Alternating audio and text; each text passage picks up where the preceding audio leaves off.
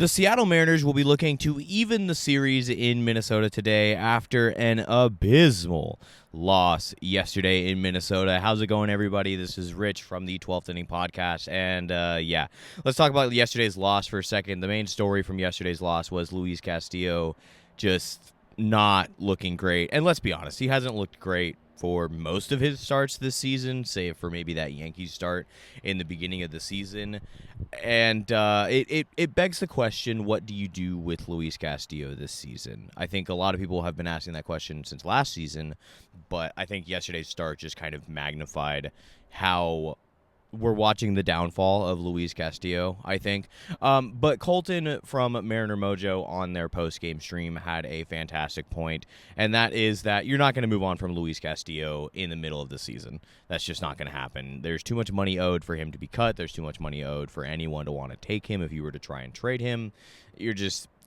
Luis Castillo is here to stay, at least for the season. Barring any IL stint or anything like that, Luis Castillo is going to be in your rotation. So what do you do, especially with Bryce Miller coming up? Emerson Hancock has looked good.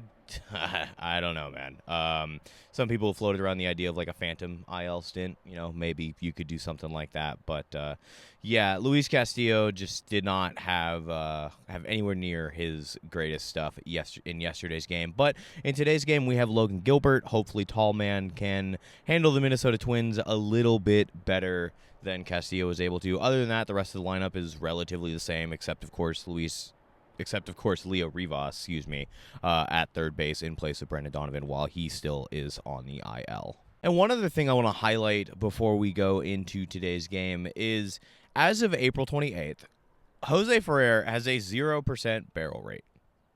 Let that sink in for a second. Jose Ferrer has a 0% on the stat that involves hard-hit baseballs in the major leagues. He is not allowing really any hard-hit balls at all this season. Jose Ferrer, I think, has quietly been one of your most solid pitchers coming out of the bullpen. He got his first save in a Mariners uniform during that Cardinals series, and he's looked great.